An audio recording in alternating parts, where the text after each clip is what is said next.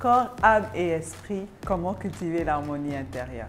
Nous sommes faits de 3 dimensions et très souvent, on oublie certains au détriment d'autres, surtout les femmes.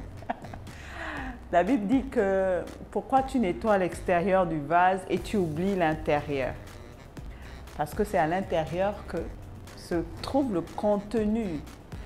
Je suis Aurore Harmonie et je vous souhaite la bienvenue à notre école de santé mentale et de bien-être pour les femmes. Aujourd'hui, nous parlons de l'harmonie du corps, de l'âme et de l'esprit. Comment en prendre soin?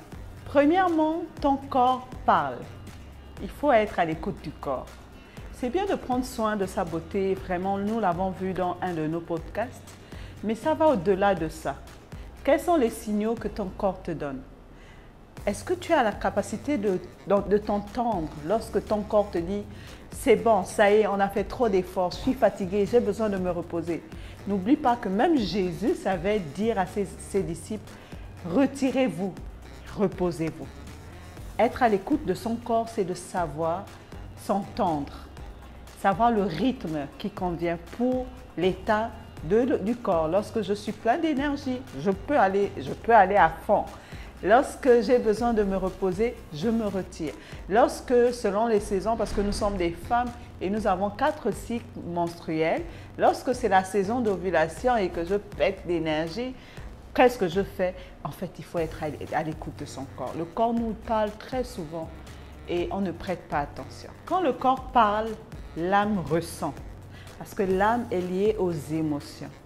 Par exemple, l'âme aura besoin de paix, de confiance, de tranquillité, de se sentir dans le bien-être. C'est l'âme qui te fait connecter aux autres, à l'environnement. Donc, fais attention à ton être intérieur. Des fois, on force sur nos émotions. On ne se sent pas très bien à l'intérieur, mais parce qu'il faut que je finisse ce défi, il faut que je montre que je suis capable, on se force. Et j'ai expliqué comment, dans une de nos vidéos, comment les émotions, notamment la peur, sont des signaux pour t'exprimer un besoin. L'âme a des besoins et ces besoins s'expriment par des émotions. Donc, il faut être à l'écoute aussi de l'âme, son âme. Se demander par exemple, comment je me sens au juste? Souvent, on demande, et ça c'est une routine, comment ça va? Ça va. Mais ça va ne traduit pas l'état de ton âme. Il faut t'arrêter et te dire, je me sens comment aujourd'hui? Et de quoi ai-je besoin aujourd'hui? Des fois, tu peux dire, et ça c'est une application biblique qui m'aide aussi souvent au quotidien, c'est la joie, c'est la peur, c'est l'angoisse. Je me sens béni, je me sens aimé. Et en fonction, tu sauras s'il faut réajuster ou bien s'il faut foncer avec cette énergie que ton âme ressent. Parce que comme j'ai dit, l'âme ressent et t'exprime ce ressenti. Ton esprit a besoin de connexion avec le divin, donc Dieu. L'esprit, c'est ce qui te relie au surnaturel, au monde invisible. Souvent, on est pauvre dans notre esprit parce que c'est la partie qu'on ignore le plus. Et là, je parle à celles qui ne sont pas chrétiennes, mais surtout à celles qui sont chrétiennes. L'esprit se connecte à Dieu. Parce qu'un esprit déconnecté à Dieu est un esprit perdu. Et lorsqu'on est perdu, on ne sait pas où on va. N'oublions pas, nous sommes voulus de Dieu. Nous sommes créés de Dieu et nous sommes mis sur la terre pour un but qu'on doit accomplir.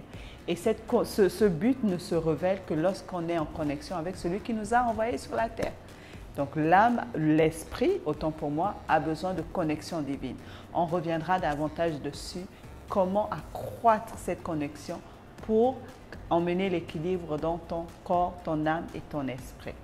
Ces 3 éléments vont te donner d'être en harmonie avec toi-même. Lorsque le corps parlera et que tu sauras prêter attention, lorsque l'âme ressentira et que tu sauras t'arrêter pour te dire au juste comment je me sens et que l'esprit se connectera au divin pour retrouver son équilibre parfait, à ce moment, tu pourras être dans l'équilibre dont tu as besoin en tant qu'être humain et encore plus en tant que femme. Que Dieu vous bénisse et je vous donne rendez-vous pour le prochain podcast.